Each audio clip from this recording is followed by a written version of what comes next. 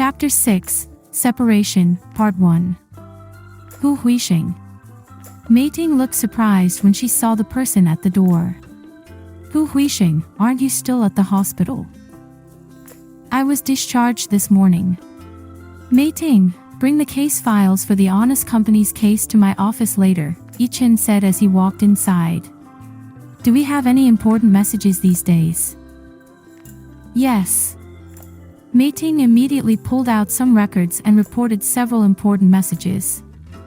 Hesitating for a moment, she added, HeYiSheng, a female journalist from Showtime, called several times, saying she wants to do an exclusive interview with you. She even came in person once. She claims to be your schoolmate. Should I call her back? At the mention of Showtime, Yichen's eyes flashed slightly, but then he regained his calm demeanor. No need, reject her if she calls again. Okay. Meiting nodded, feeling that attorney who was back, dealing with matters swiftly and decisively, without any hesitation. After returning from the prosecutor's office, Xiangheng went directly into Yichen's office. Seeing him busy with files, he didn't know what to say. I heard from Meiting that you didn't believe it.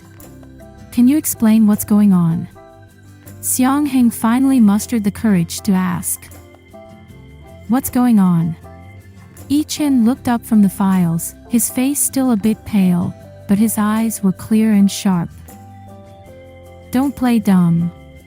I remember you're not supposed to be discharged until the day after tomorrow, so why are you here now? Xiangheng said.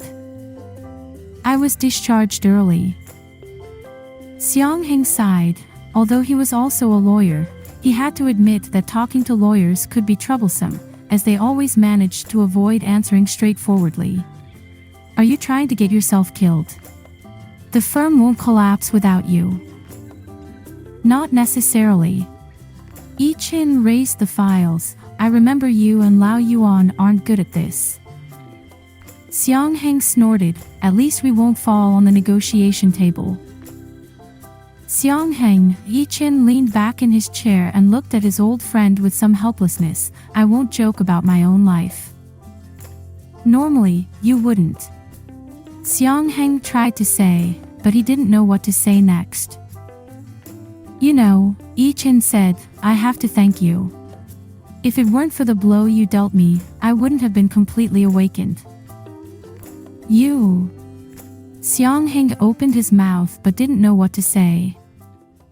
You can rest assured, Yichen continued, I am completely finished with her. No, I should say that my one-sided affection for her is completely over.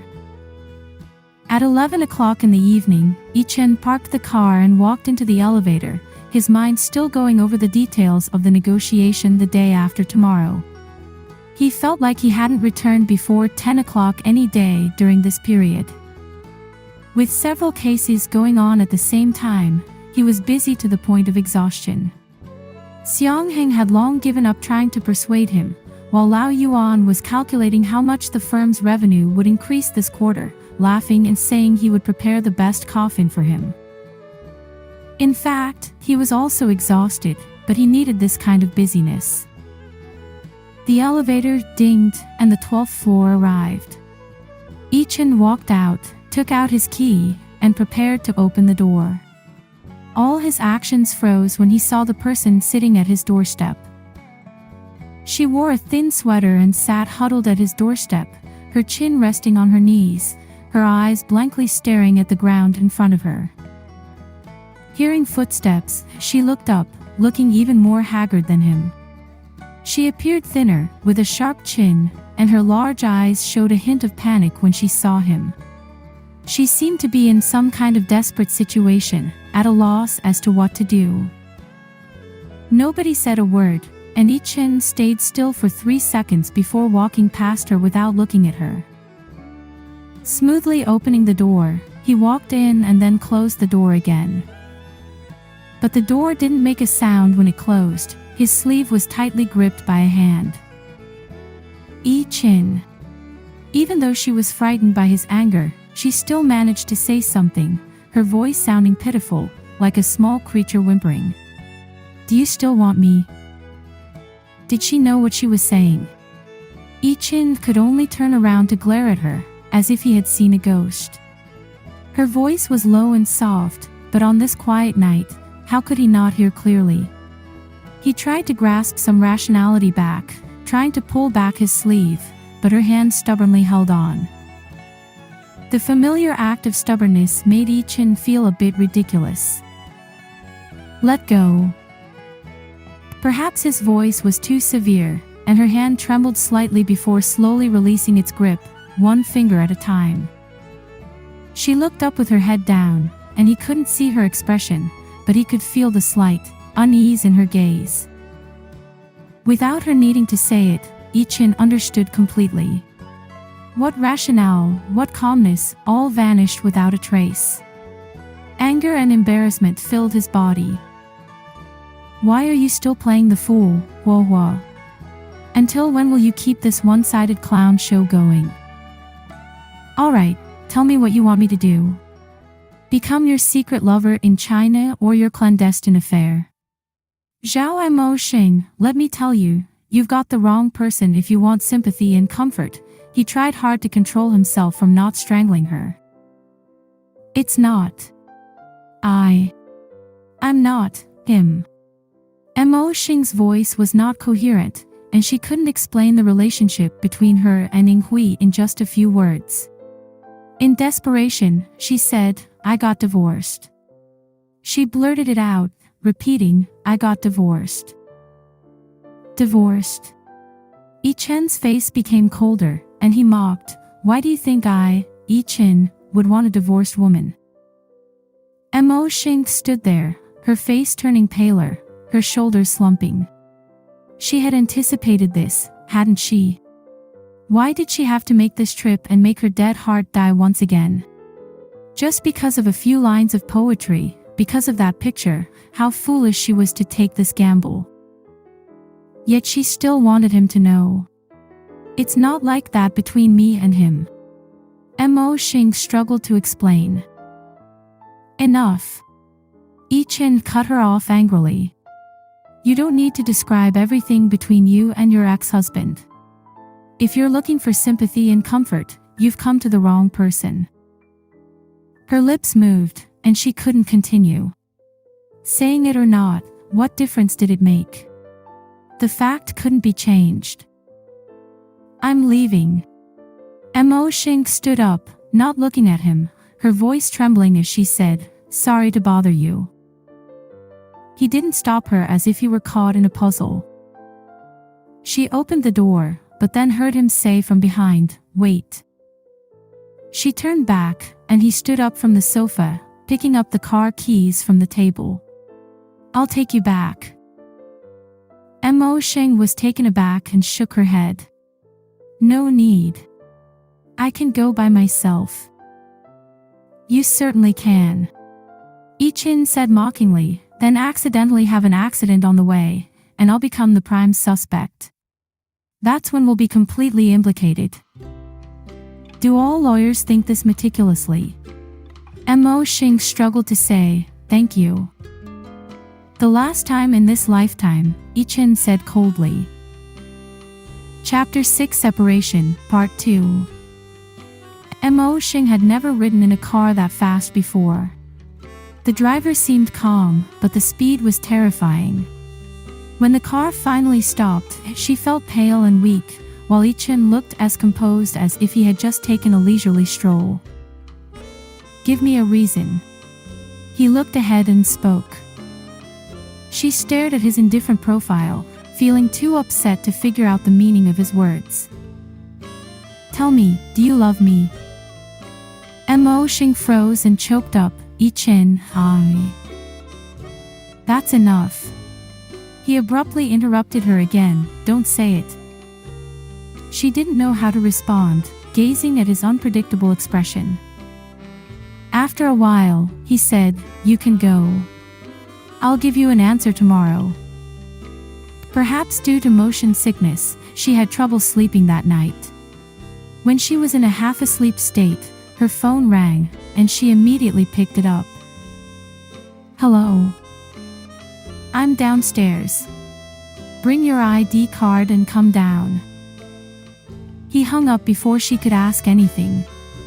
Holding her belongings hastily, Mosheng rushed downstairs. Yichen's car was parked across the street. She hesitated for a moment before opening the door and getting in. Do you have your ID card? He asked. Yes. Mosheng was puzzled. Why do you need my ID card? We're going to the Civil Affairs Bureau, Yichen said calmly. The Civil Affairs Bureau. Mosheng had a vague idea but didn't fully understand. Yes, Yichen said as if discussing an unrelated matter. We're going to register our marriage. Marriage? Mosheng looked at him in astonishment. She wondered if she had misunderstood Yichen. If you don't want to go, then get out of the car. Yichen didn't even look at her, leaving this sentence behind. She looked at his resolute expression and suddenly understood. He was pressuring her, and he was pressuring himself too. Regardless of the outcome, he wanted closure, without any room for regret. If she got off this car now, they would truly have no chance together in the future. Mosheng took a deep breath. I'll go. Are you sure? Mosheng nodded, feeling calm now that everything was settled. Do you remember what you said? If it's destined for you to be my husband, why not let me exercise my rights a bit earlier? He turned his head away, coldly saying, "An experience has proven that such thoughts lead to mistakes. Do you want to repeat the same mistake?" Drive, Mosheng said. Inside the Civil Affairs Bureau, several couples were already waiting. They looked affectionate and sweet to each other. Mosheng and Yichen stood there like two independent statues, attracting attention from others. Sitting beside Mosheng, a round-faced woman looked at them curiously for a long time. Mosheng felt a little embarrassed and politely smiled at her. In response, the woman smiled back and struck up a conversation. Are you also here to register? Oh, what a wonderful question. Mosheng nodded. She looked at Yichen and admired. Your husband is very handsome. Hey. A short young man next to her immediately protested, pulling her aside. Your handsomer husband is right here. Really? The round-faced woman looked skeptical and pointed at the sky outside. Look, why are there so many cows flying around in the sky? Immediately, her husband chimed in, because I'm here blowing them. Mosheng couldn't help but laugh. Their happiness was so evident, almost overflowing. She looked at Yichen beside her, he turned his head, looking out the window, emotionless. Hey, how did you two meet? The round-faced woman asked Mosheng, seemingly curious about their story. How did they meet? It's a long time ago. Mosheng couldn't refuse her enthusiasm and recalled, I had just started university and liked photography. I always carried my camera around and took photos everywhere. One day, I saw him standing under a tree lost in thought, and I unconsciously pressed the shutter. He noticed me. I'll go outside for a moment.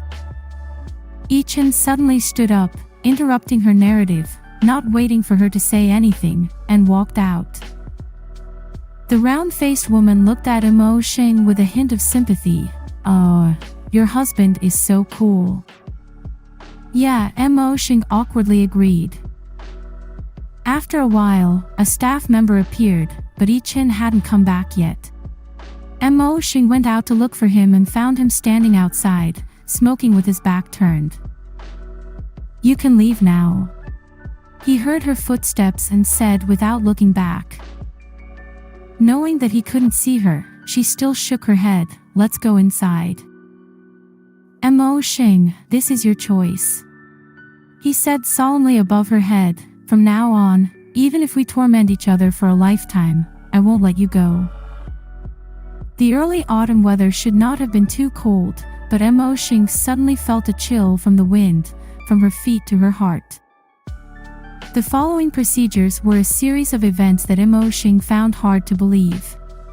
With just a few papers and seals, two seemingly unrelated people could be tied together for a lifetime, regardless of their past. A little over an hour ago, she hadn't expected that she and he would become husband and wife. The rapid change almost made her doubt the reality of everything now. Sign. Yi Chen's cold voice suddenly sounded, "Now you have no chance to regret." Mosheng had hesitated too long before signing, and quickly signed her name, handing it to the skeptical staff. "Miss," the staff member took the form and hesitated, asking again, "Are you really doing this voluntarily?" Yi Chen's face turned grim. "Of course," Mosheng smiled. "Just now, I was thinking about what color curtains to choose for our home." After leaving the Civil Affairs Bureau, Yi Chen handed her a set of keys. "Move all your things to my place. As for the curtains, you can change them if you want." His tone carried a hint of sarcasm. Mosheng didn't notice his sarcasm. She was holding the keys and feeling uneasy. It all happened too fast, but wasn't this inevitable? Yi Chen took out a bank card from his wallet. "All expenses will be paid from this card, and the password is XXXXXX. Remember it?" Mosheng nodded and hastily replied, "You don't need to give me the card. I have my own." Yi Chen's face turned cold. "I don't want us to have any conflicts on our first day of marriage." Mosheng knew he was stubborn, so she reluctantly took the card, feeling that something was not quite right. "What about you?" She couldn't help but feel that he was completely excluding himself. "Me? I'm going on a business trip to Guangzhou for a week." He looked at his watch. "The flight is in an hour." She was probably the most independent newlywed wife in the world.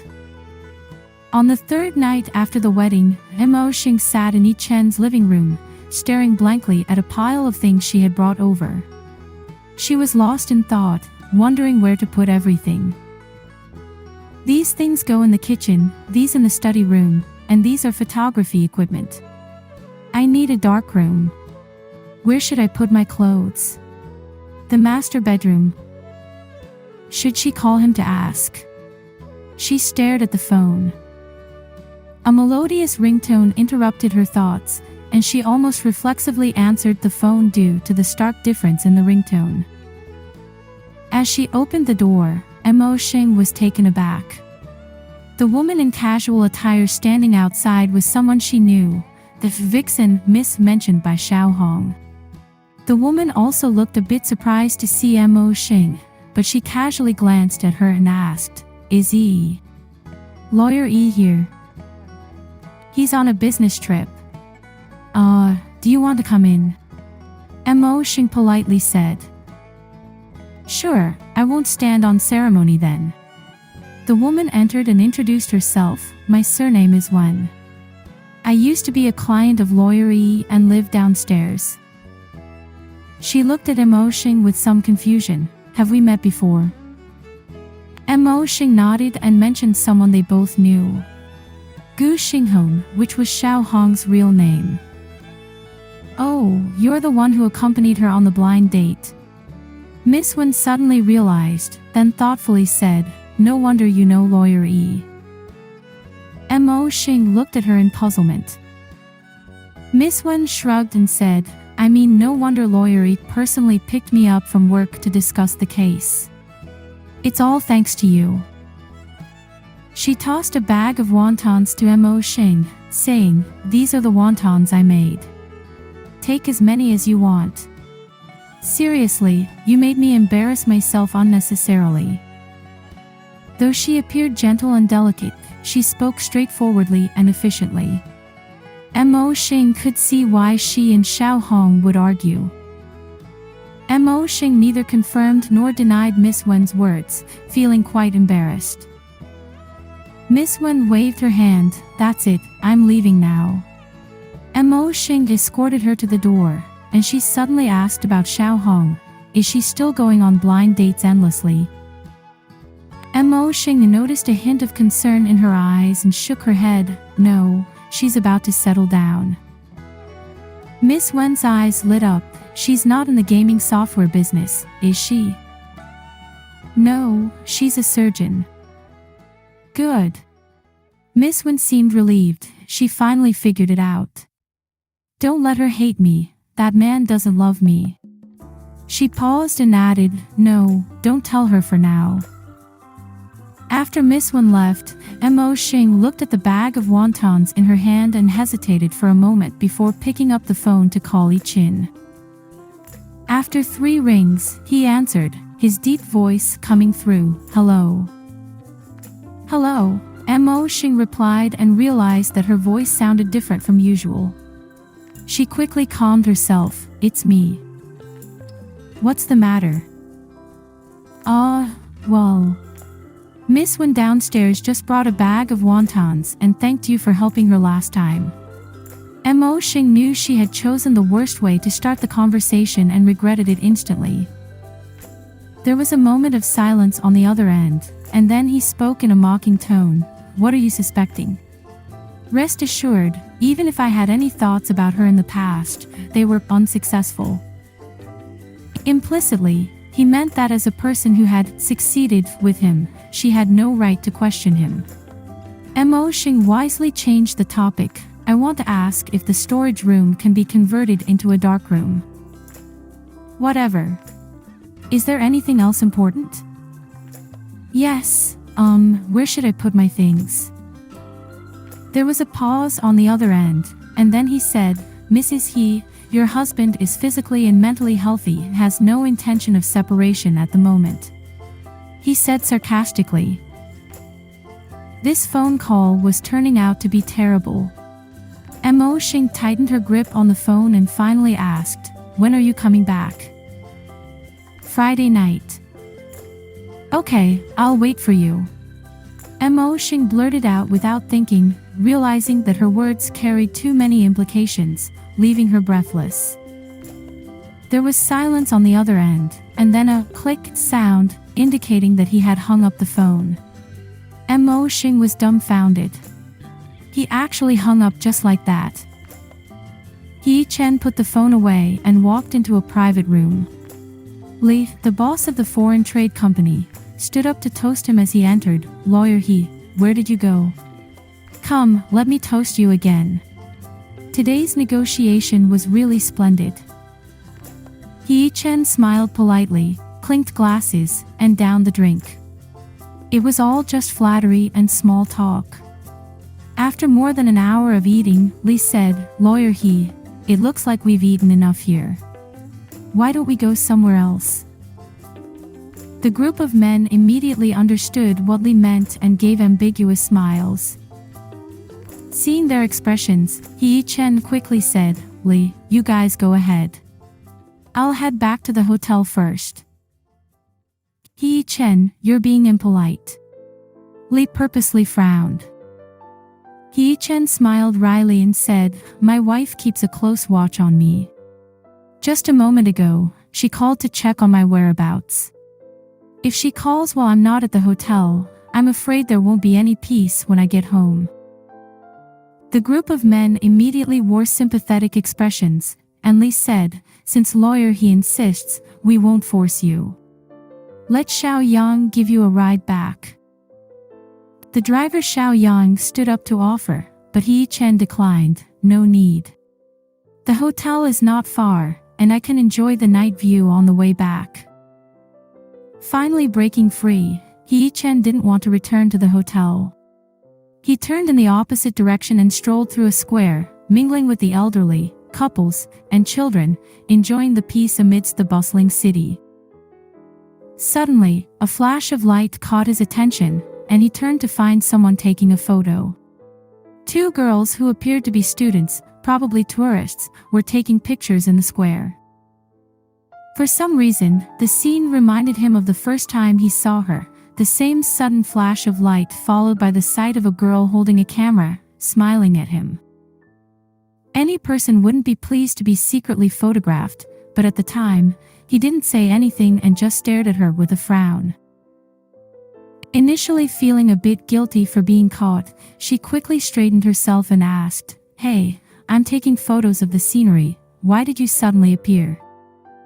He was somewhat angry, but her words made him unsure whether to be angry or amused. He just ignored her and walked away. To his surprise, she caught up with him and asked, "Hey, why did you leave? If you're taking photos of the scenery, why do I have to be around?" he retorted. She blushed instantly, stammering for a while before finally admitting, "Okay, I confess I took a photo of you." Knowing how to admit one's mistakes was a sign of redemption. He started walking again, but she continued to follow him. After walking a while, he couldn't help but turn around. "Why are you following me?" "You haven't told me your name and major yet," she innocently said. "Why should I tell you? How else can I give you the photo? I don't need it." "Oh." She nodded, seemingly unbothered. "Then I'll just develop it and ask around." He couldn't believe it. "Stay right there." "What for? Are you worried I won't find you?" She looked like she wasn't in a hurry. "Although there are tens of thousands of students in the school, with determination, I will eventually find you. I'll ask everyone one by one." In that case, he might as well not stay in school anymore. He clenched his teeth and said, "HeYiSheng, second-year law student." Afterwards, he turned around and walked away. Even from a distance, he could hear her laughter. 2 days later, she indeed found him and presented the developed photo as if offering a treasure. In the picture, he was immersed in thought under the setting sun. Look, it's the first time I've managed to capture light and shadow so well. Can you see the sunlight through the leaves?" But when he looked up, he saw the sun jumping on her face, unreasonably shining through the layers of clouds and illuminating his heart. He couldn't even refuse. She was the only ray of sunshine in his gloomy life, but this ray of sunshine didn't shine solely on him. In the 7 years since she left, there was another man. HeYiSheng closed his eyes. "Admit it, HeYiSheng, you're insanely jealous."